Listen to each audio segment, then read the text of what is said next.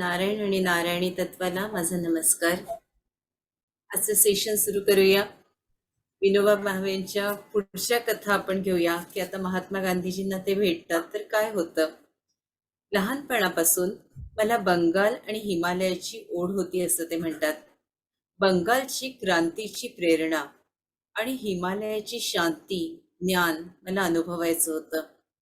आणि मी तर आता योगायोगाने काशीला आलो होतो, या दोघांच्याही जवळ.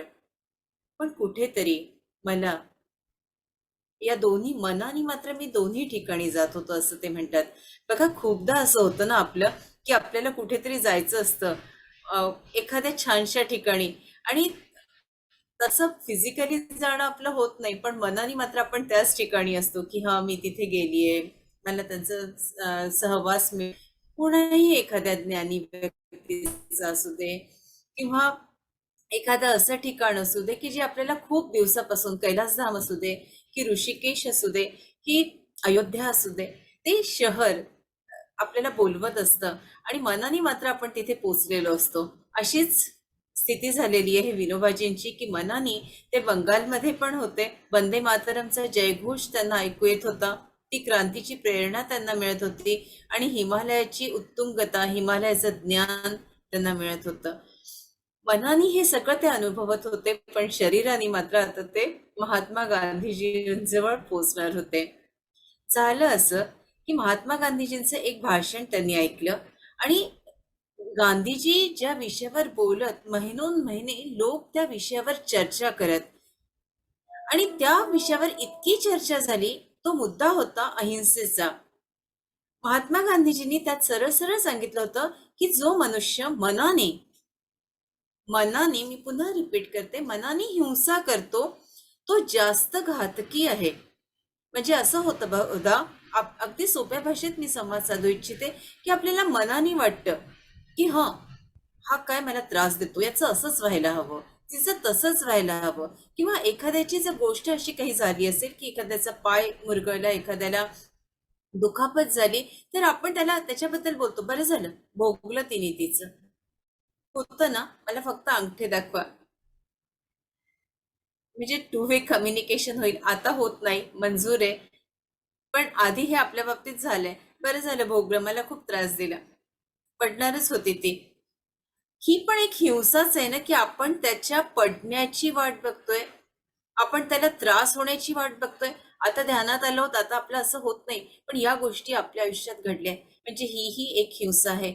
मनाने आपण कुणाला तरी मारणं, ही हिंसा जास्त घातकी आहे असं महात्मा गांधीजी म्हणतात आहे. तर या बाबतीत अनेक प्रश्न त्यांना उपस्थित त्यांच्या मनात निर्माण झाले होते. त्यांनी महात्मा गांधीजींना पत्र लिहिले की या प्रश्नांची मला आपल्याकडून उत्तरं हवी आहेत. त्याच्यावर त्यांना उत्तर आलं की अरे बाबा, हे पत्राद्वारे उत्तर मी तुझं समाधान करू शकत नाही. तू इथे ये आणि जीवन काय आहे ते समजून घे. तू जेव्हा जीवनाशी सुसंवाद साधशील, जेव्हा हे जीवन बघशील जवळून, तेव्हा तुला अनेक प्रश्नांची उत्तरे मिळतील आणि अनेक गोष्टी तू शिकशील सुद्धा. तर ये, मी तुझी वाट बघतोय. आणि मग ते अहमदाबादला जातात. इथे रवींद्रनाथ टागोरांचं ते एक वाक्य त्यांनी आपल्याशी संवाद साधला की रवींद्रनाथ टागोर त्यांना काय म्हणाले. कारण कुठेतरी अशी एक चर्चा, थोडा भाजीवाल्याचा आवाज येते, मावशी थोडा ऑडिओ बंद करून टाकेल प्लीज. तर रवींद्रनाथ टागोर त्यांना म्हणाले होते की अरे तू घाबरतोस कशाला, तू अज्ञानात उडी घेतलीयस. तू जेव्हा जन्म घेतला तेव्हा तुला माहिती होतं का तुझी आई कशी आहे? मग आता जर अज्ञानात तू उडी घेतलीये तर तू काळजीच करू नकोस. अरे, तू ब्रह्मजिज्ञासाचा अभ्यास करतोयस आणि ब्रह्मजिज्ञास ते तू उडी घेतलीयस. आता तुझी आई हा महात्मा गांधीजी आहे, त्याच्यामुळे तू निसंकोच राहा. कुठलीही काळजी तू आता करू नकोस. आणि जेव्हा ते साबरमतीला जातात तेव्हा कोणीतरी गांधीजींना सांगतं, एक नवीन माणूस आलाय, सांग त्याला स्नान करून मला भेटायला ये. आणि हे स्नान करून त्यांना भेटायला जातात. तेव्हा ते भाजी चिरत असतात, भाजी निवडत असतात, त्यांच्या हातात चाकू असतो, अगदी हळूवारपणे ते भाजी स्वच्छ करत असतात, निवडत असतात, तोडत असतात, त्यांचं ते काम सुरू असतं.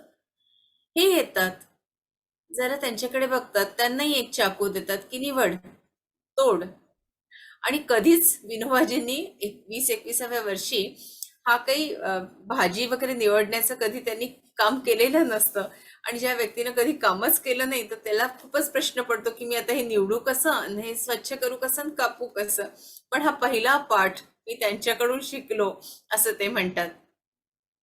मग जरा त्यांना असं खालपासून वरपर्यंत असं बघतात आणि म्हणतात की अरे, तू आत्मज्ञानी आहेस, पण तू जरा ना कमजोर आहेस, दुबळा आहेस. जो आत्मज्ञानी असतो तो थोडा अशक्त असतो, पण तू मला जरा आजारी वाटतोस. हे वाक्य कुठेतरी, मला वाटतं या वाक्याचा आपल्याशी आपण पडताळा करून बघावा की आपण ध्यानाच्या प्रक्रियेत तर आहोत. आपण आत्म्याचं ज्ञान तर जाणून घेतो, थोडं थोडं सोप्या भाषेत आपल्याशी संवाद साधते मस्ट्रेस. डोक्यावरून कुठे काही गोष्ट जाता कामा नये. आपण आत्मज्ञानी आपल्याला म्हणवतो, पण आपण कुठेतरी खंगतोय हे का मनानी? आपण शरीरानं कुठेतरी एखाद्या व्याधीनं पीडित आहोत का, ग्रासलेलो आहोत का? आपल्या मनात खूप सारे विचार निर्माण झाले आहेत का? कुठेतरी मनानी एखाद्या गोष्टीचा इतका विचार करतो आहोत की डोळ्यातनं पाण्याच्या धारा लागल्या आहेत का? आपल्याला आपल्या प्रश्नांची उत्तरे मिळत नाही आहेत का? मनानं आपण दुबळे दुबळे होत जातो आहोत का?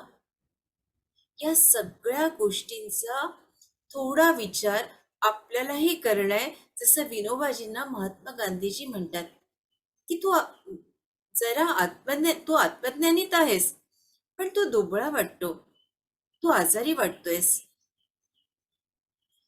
हा एक दुसरा धडा होता की मी आत्मज्ञानी आहे, मी जर सत्याच्या शोधात निघालो आहे, तर मी कसं असायला हवा किंवा मी कशी असायला हवी. दुसऱ्यांना माझ्याकडून प्रेरणा मिळायला हवी ना, दुसऱ्यांना वाटायला हवं ना की तू काय करतेस, की तू इतकी आनंदी आहेस. आपल्या आयुष्यात अनेक प्रश्न आहेत, पण ते प्रश्न मी कशी स्वीकारते, हसत हसत की रडत रडत.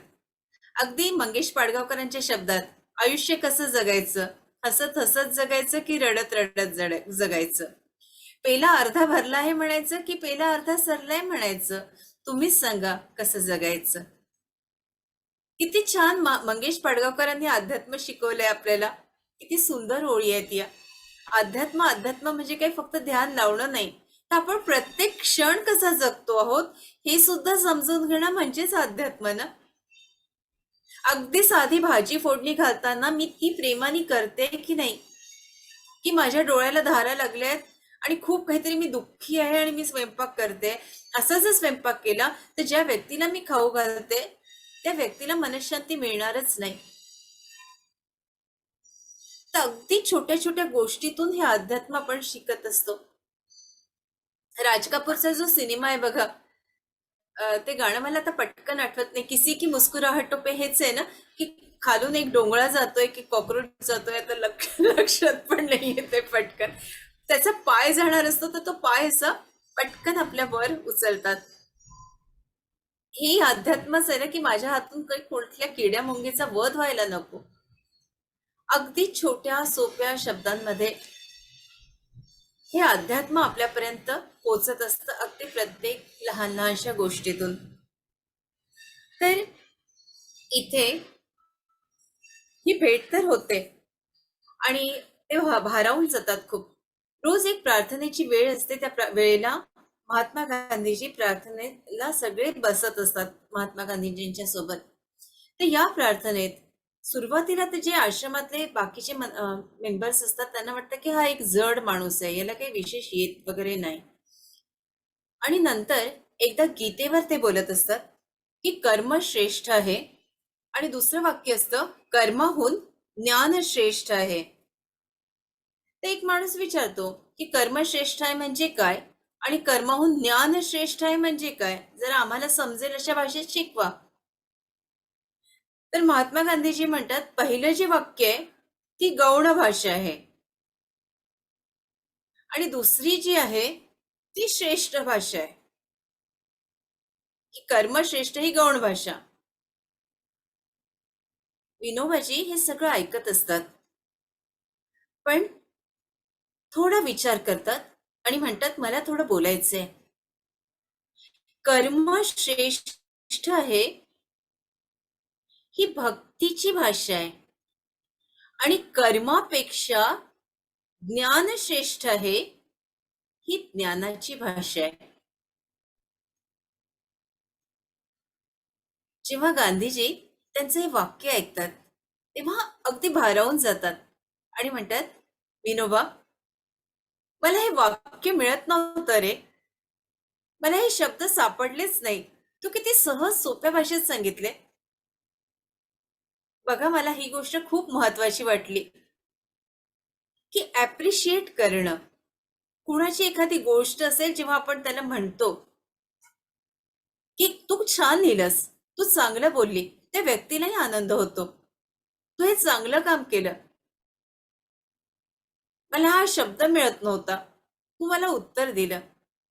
की जेव्हा आपण त्या व्यक्तीची थोडी तारीफ करतो, त्या व्यक्तीला जरा महत्व देतो, तेव्हा त्या व्यक्तीलाही आनंद होतो. अगदी आपल्या घरातलंच उदाहरण, मोटिवेशन बद्दल कितीतरी रिसर्च म्हणजे मॅनेजमेंट थिंकर्सनी लिहिलेलं आहे.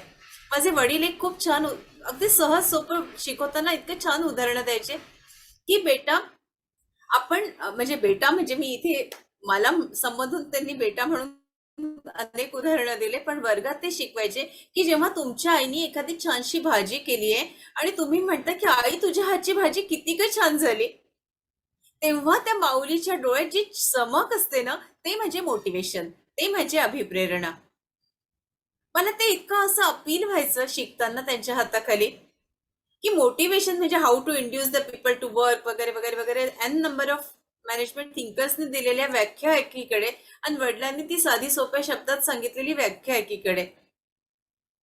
तर हीच गोष्ट मला या चरित्रातून ऐकायला मिळाली आणि शिकायला मिळाली की कसं सहज एवढ्या मोठ्या महात्मानी पटकन सहज दुसऱ्याला एक सांगणं की तू हे काम छान केलंयस. मला वाटतं या छोट्या छोट्या गोष्टी आपण आपल्या आयुष्यात सहज अंगीकारू शकतो, स्वीकारू शकतो. एकदा कुणीतरी त्यांच्या कुटीच्या बाहेर कान देऊन जरा ऐकलं की हे सकाळी सकाळी उपनिषद म्हणतात आहेत आणि यांना संस्कृत येतं. लगेच महात्मा गांधीजींकडे तो व्यक्ती गेला की ज्याला आजपर्यंत मी जड समजत होतो, त्या व्यक्तीला बा उपनिषद येतात, संस्कृत येतं. आणि झालं. गांधीजींनी त्यांना सांगितलं, प्रार्थनेनंतर तुम्ही थोडं बोलत जा. आणि आता यांना तर सवय होती बोलायची, पण हे जे सगळं वातावरण होतं, याच्यात जी शिस्त होती, इथल्या हवेलाही शिस्त होती.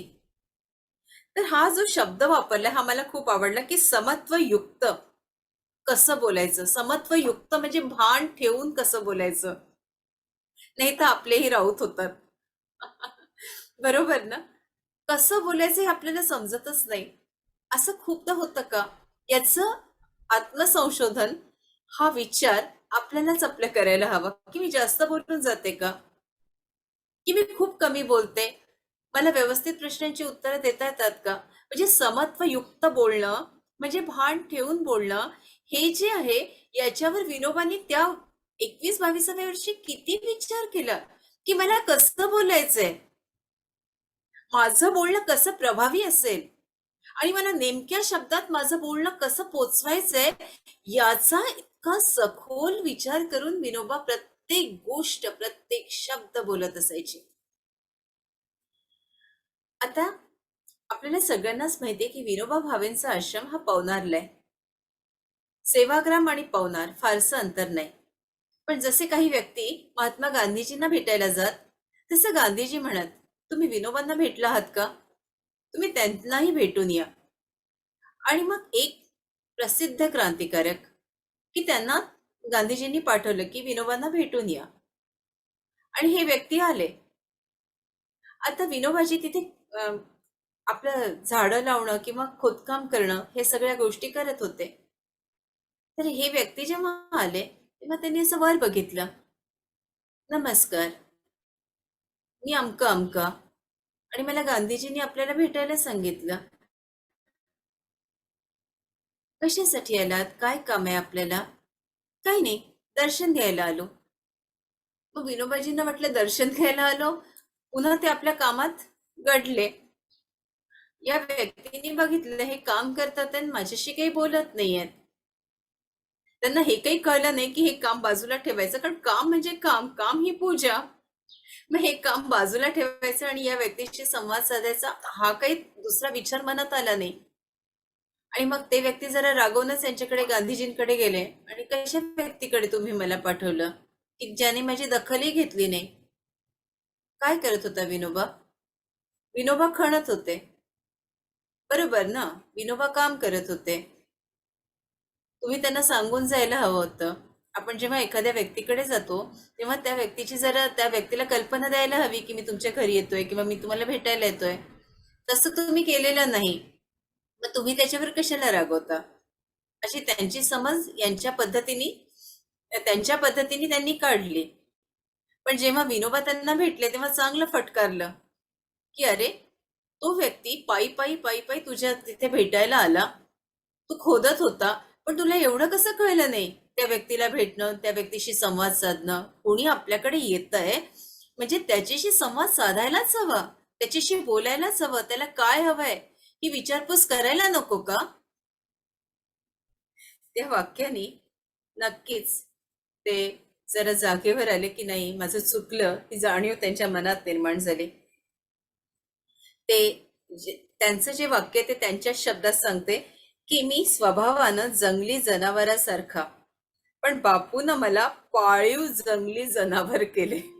आता या वाक्यात बघा किती गंमत आहे ना, की मी जंगली जनावरासारखा, पण बापूंनी मला पाळीव जंगली जनावर केले. म्हणजे विनोबांचा साधेपणा आणि मोठेपणा बघा, की इतके मनानं विचारानं प्रगल्भ असलेले विनोबा लहानपणापासूनच 10 वर्षाच्या वयात की मी ब्रह्मचर्य पाळीन असं आईला ठणकावून सांगणारे, 20-21व्या वर्षात काहीही जवळ नाही, एक ज्ञानेश्वरीची पोथी त्यांच्या जवळ आहेत आणि थोडेसे अगदीच 4 रुपये, आणि तेवढ्या ह्याच्यावर ते घर सोडतात आणि सत्याचा शोध घ्यायला बाहेर पडतात. काय बोलावं? त्यांचं एक वाक्य आहे, ते वाक्य पण जसंच्या तसं आपल्यापर्यंत पोचवते की मी सेवेला भगवंताच्या पूजेचे साधन, सेवेला पुन्हा रिपीट करते, मी सेवेला भगवंताच्या पूजेचे साधन आणि जनतेला आपला स्वामी समजतो. मला असं वाटतं प्रत्येकानंच हा विचार केला तर किती काय पलट होईल, किती सगळ्या गोष्टी बदलून जातील. हे विनोबा प्रत्येकाच्याच मनात निर्माण व्हावे एवढीच प्रार्थना करते. आणि आज आपणही सत्याच्या शोधात लागलो आहोत, सुरुवात करतो आहोत. आपल्यातही एवढीच प्रगल्भता येऊ दे हीच त्यांना विनंती करते आणि सगळ्यांना हात जोडून नमस्कार करते. आपले चष्मे बाहेर बाजूला काढून ठेवा प्रेमाने आणि ध्यानाला बसूया.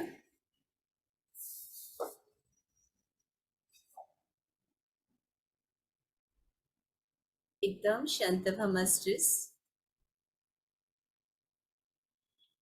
एखादा घोट पाणी पिऊन घ्या. हे बोलायचंय का आपल्याला? थोडेस सगळेजण एकदम शांत झालेत म्हणून विचारते. बोलायचं असेल तर आपण बोला. 1-2-3 मिनिटं मी थांबते. खूप कोणाच्या तरी मनात काहीतरी आहे.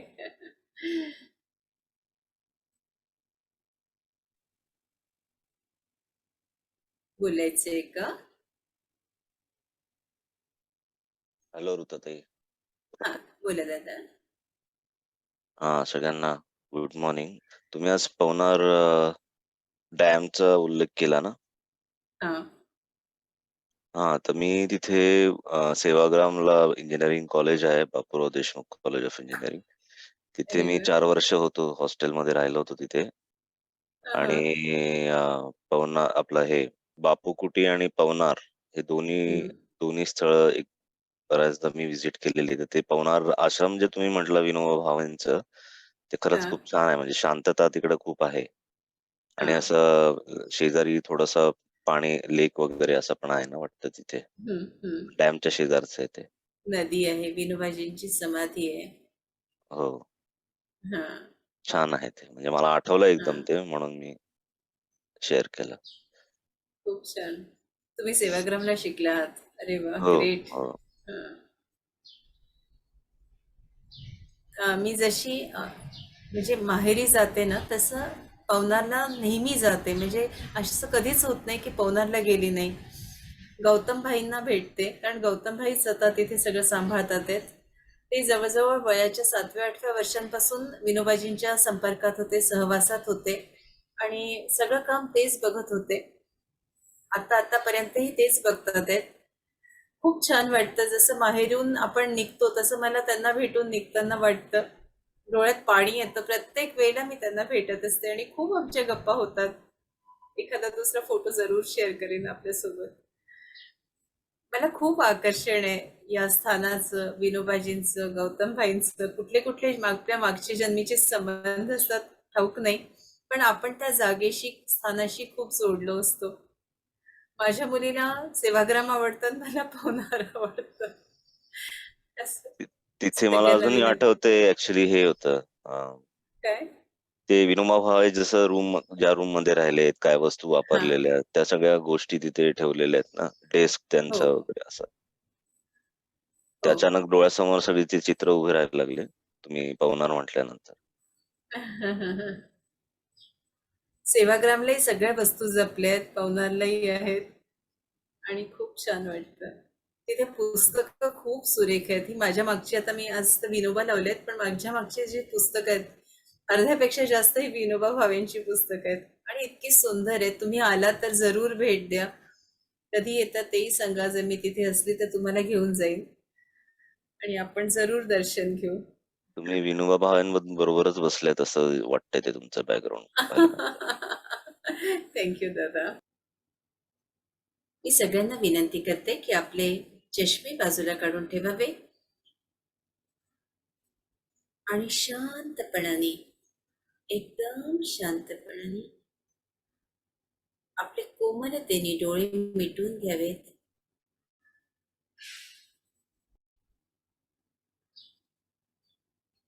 एकदम शांत हो मास्टर्स.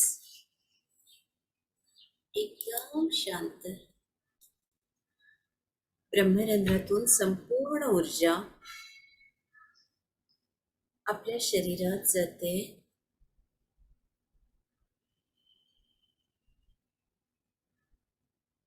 आवाहन करते. आपण सगळेजण पवनारच्या आश्रमात बसलेलो आहोत. पितामह ब्रह्मश्री बद्री सर, बाबा, आचार्य संत विनोबाजी, समर्थ रामदास स्वामी,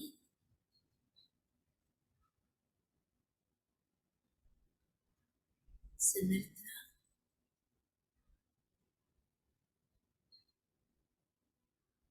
महावतार बाबाजी,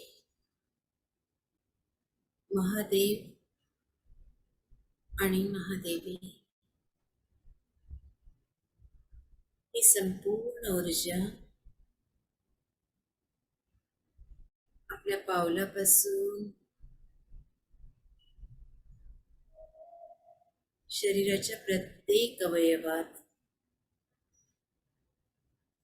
आपोआप पसरली मास्टर्स.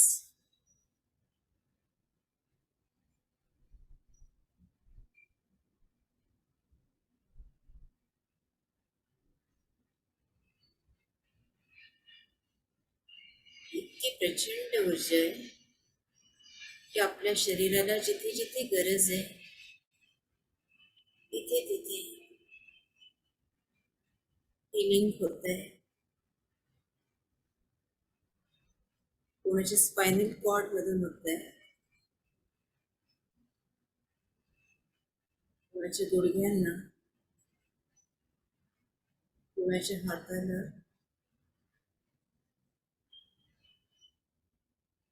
मान, डोळे, ब्रेन बघा. हार्टमध्ये काही लोकांनी खूप ब्लॉक्स निर्माण केले आहेत, काही मातांनी. खूप गोष्टी, याचा विचार त्याचा विचार आपण करतो.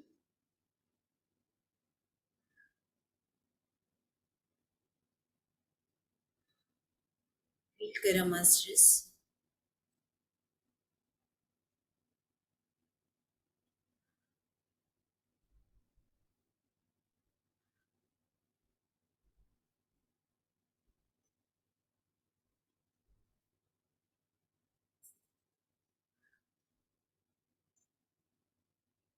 एकदम एक एक परत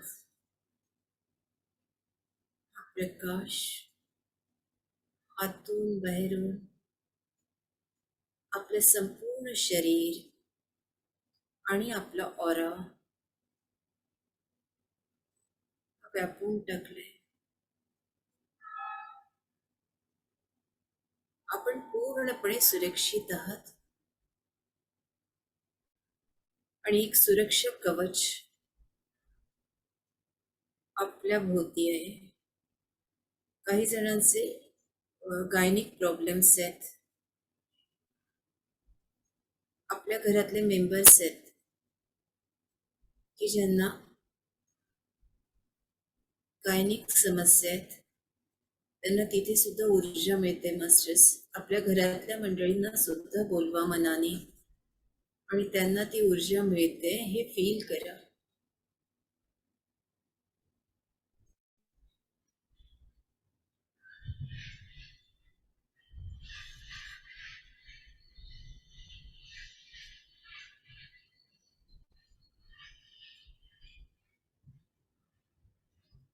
सगळ्या गायनिक समस्या दूर झालेल्या आहेत. फील करा मास्टर्स त्यांच्यासाठी की त्यांच्या मनातून प्रार्थना करा. सो फॅमिली आहे की ज्या ज्या आई बहिणींना मुलींना हे समस्या आहेत ते रिकवर झाले आहेत.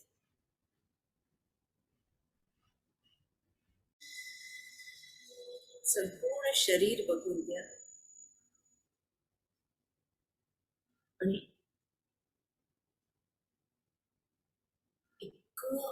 इतकी ऊर्जा आहे मास्टर्स. कानाच्या तिथे पण आपल्याला जाणवते की ज्या आईला कानातून कमी ऐकू येतं त्यांना प्रचंड हिलिंग होऊन राहिलं दोन्ही कानावर. कानाच्या मागचा भाग ताठरला गेलाय. जे काही देणारे ते मास्टर्स आहे, एक फक्त माध्यम आहोत मास्टर्स.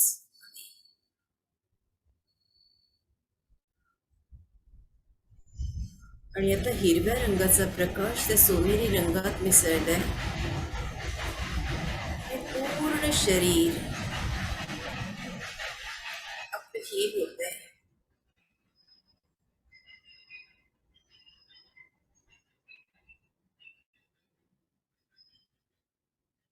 गळ्याजवळ महसूस करा मास्टर्स, इतकी ऊर्जा तिथे फिरते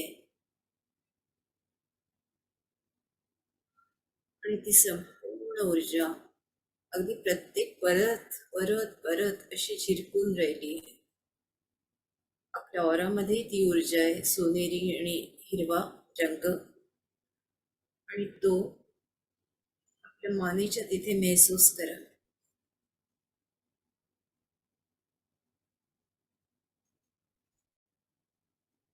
आता खांद्याच्या तिथे बघा. आपले दोन्ही हात टप्प्याटप्प्याने खाली उतरा. ढोपरा जवळ या. हाताचे दोन्ही ढोपरे प्रकाशाने भरून गेले, अगदी पोटांपर्यंत.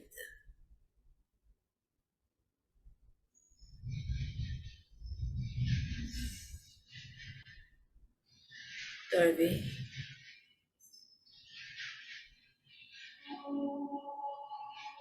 आपली पाठ स्पायनल कॉर्ड वरून मानेतून हा प्रकाश स्पायनल कॉर्ड मध्ये खाली खाली तुमचं जाणार आहे.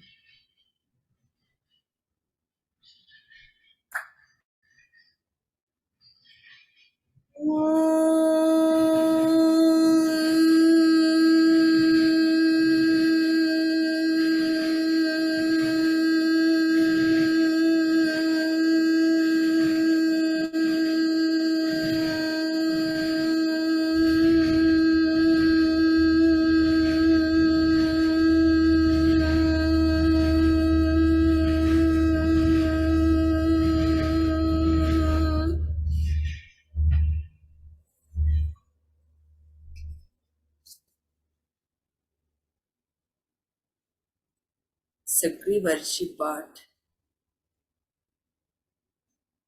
या ऊर्जेने भरलेली आहे. मधल्या भागावर या.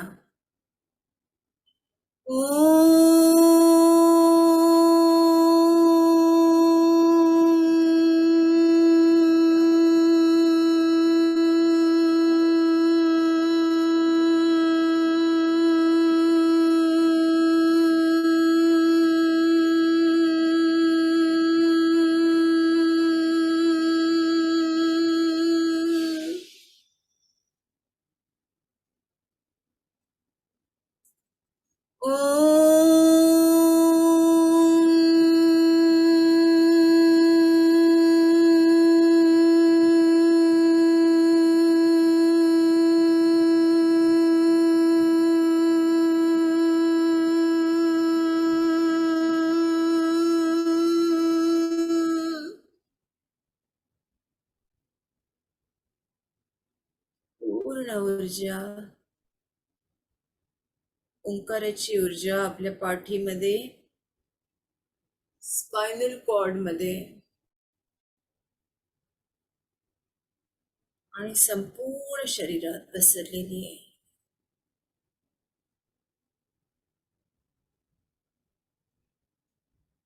आपले शरीर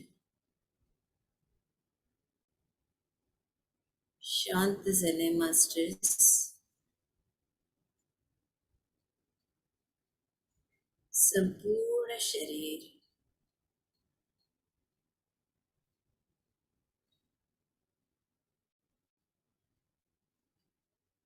शांत झाले.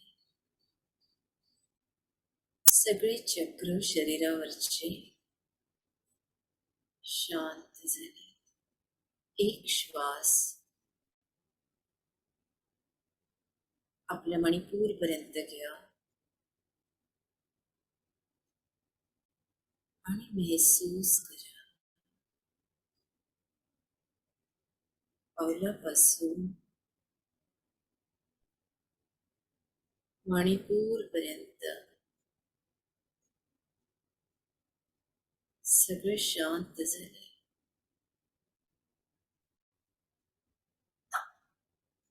एक दुसरा श्वास घ्या. आपल्या हृदयापर्यंत.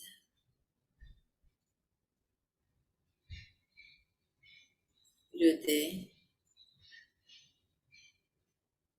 शांत झाले. आपली संपूर्ण पाठ एकदम शांत.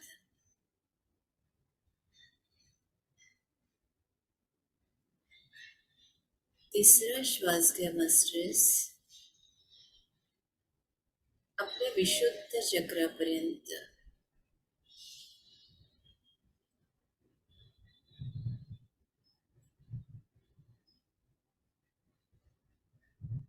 संपूर्ण विशुद्ध आणि आपलं डोकं आज्ञा सहस्रार शांत झाले.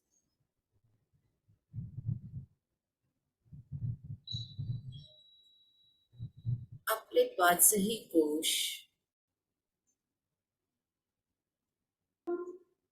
शांत झालं.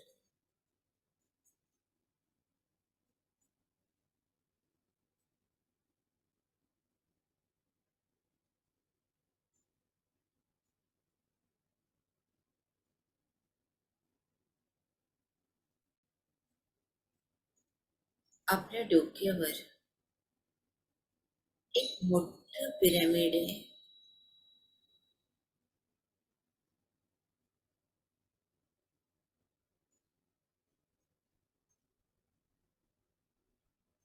आणि या पिरॅमिड मधून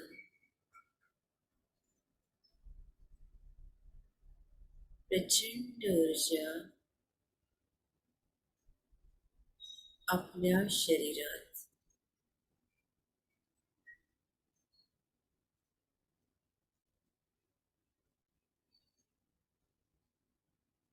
संपूर्ण शून्यता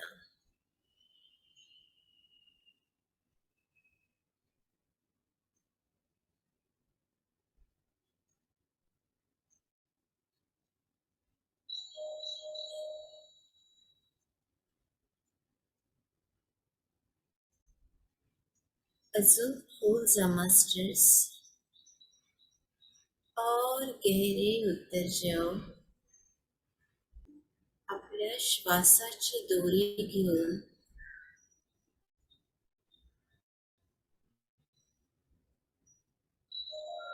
अजून खोल. एकदम शांत मास्टर्स, एकदम शांत और गहरा और गहरे चलते जाओ मास्टर्स.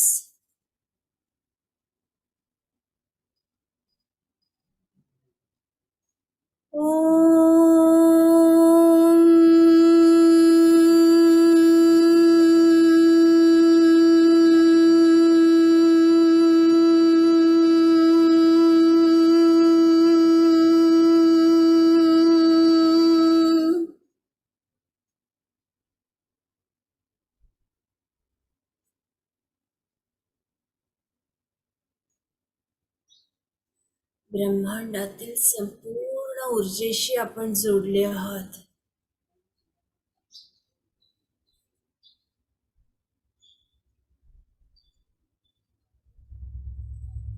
ही संपूर्ण ऊर्जा काम करते मास्टर आज.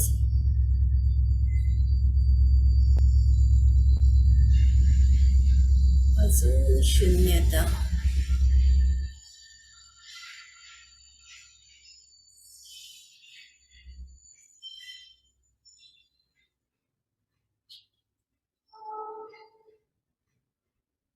ओम योग योग योगेश्वराय भूत भूत भूतेश्वराय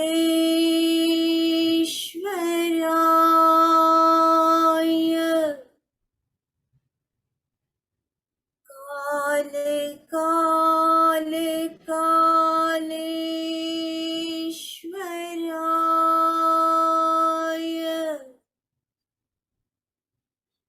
शिव शिव सर्वेश्वराय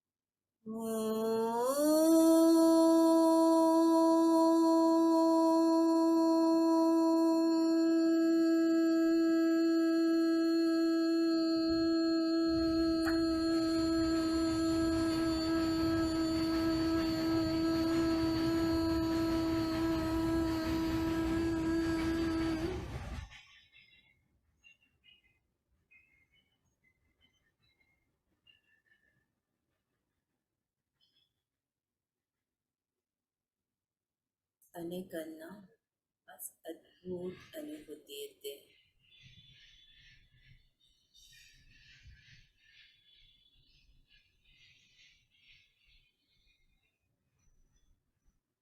पूर्ण शून्यता.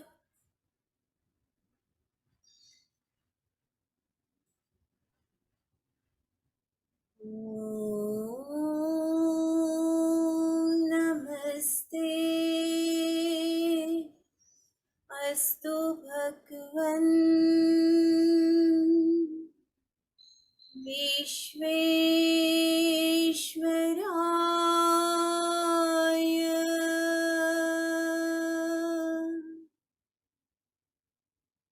महादेवाय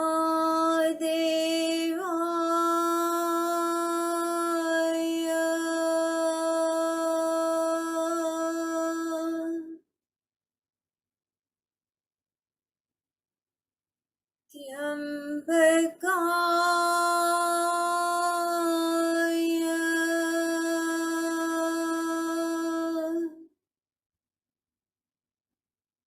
त्रिपुरांतकाय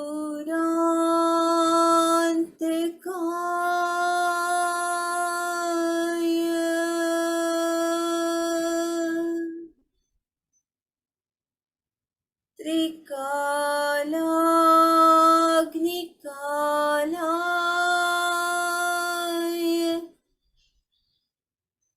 कालाग्निरुद्राय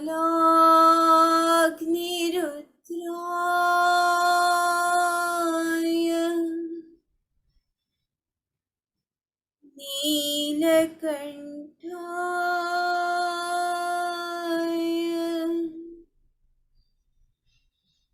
मृत्युंजयाय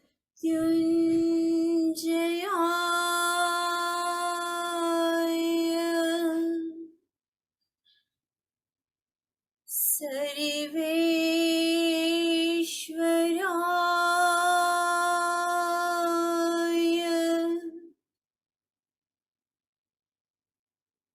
सदाशिवाय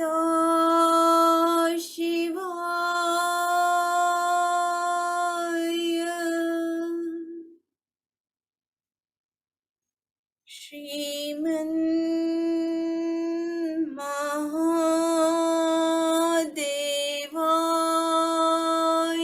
नमः.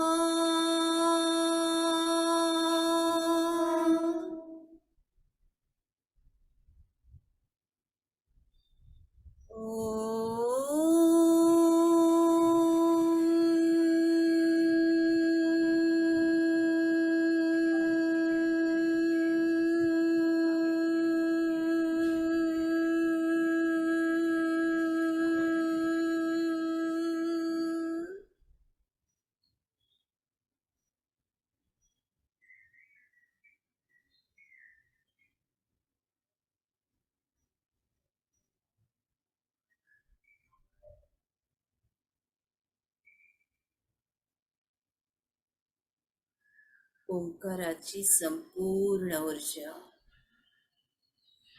आपल्यावर बरसते मास्टर्स.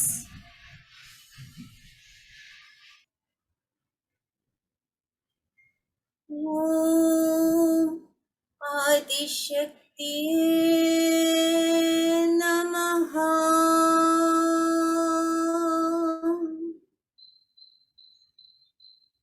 ओम आदिशक्ती नमः.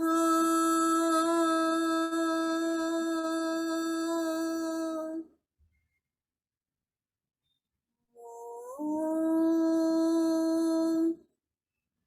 आदिशक्ती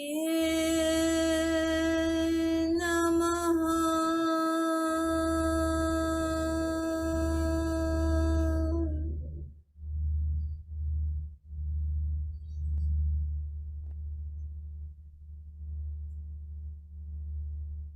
राम राम राम राम राम राम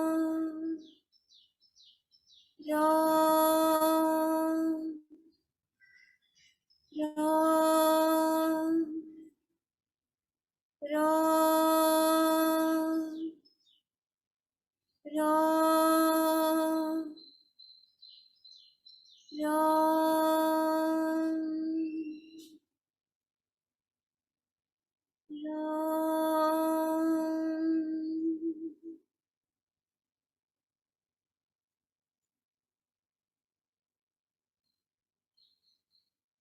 श्री राम जय राम जय जय राम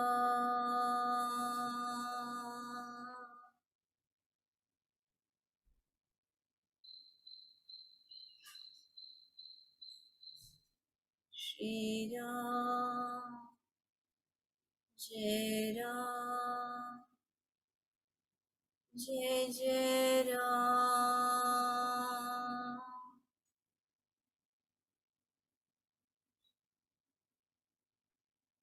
श्री राम जय राम जय जय राम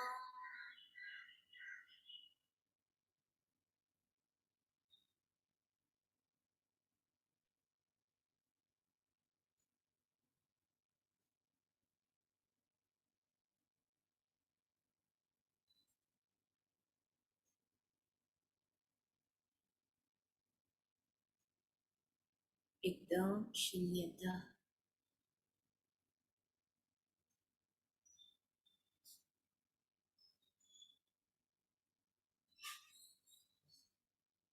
पूर्ण शून्यता.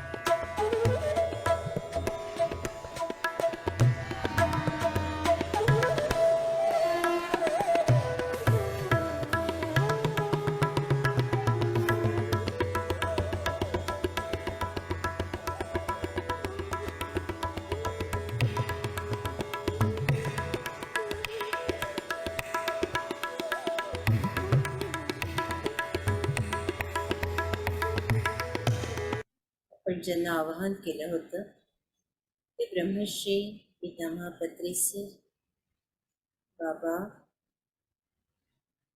संत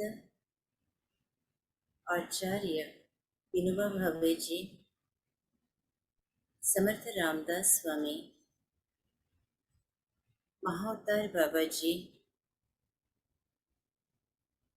सूर्यनारायण भगवान, महादेव आणि महादेवी यांना या ग्रुपच्या वतीनं दंडवत प्रणाम करते.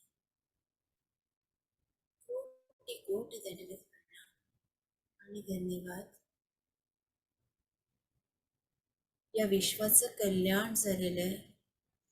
या विश्वात ध्यानी, ज्ञानी आणि शाकाहारी लोक आहेत. ही पृथ्वी माता खूप आनंदी आहे. इथल्या स्त्रिया, मुली, गायी, वासरं सुरक्षित आहेत. कल्याणमस्तु, कल्याणमस्तु, कल्याणमस्तु. मास्टर्स, आपले दोन्ही हात आपल्या सुंदर डोळ्यांवर घ्यावे.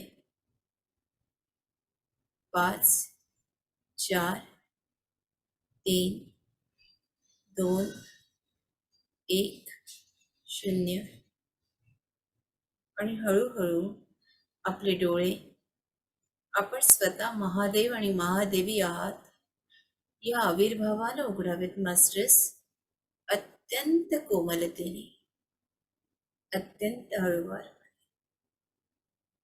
मी आपल्या सगळ्यांना नमस्कार करते आणि आज जी शून्यता आपण अनुभवली त्या शून्यतेतच आपण राहूया. आपले अनुभव आपण आरामात ग्रुपवर टाकावे.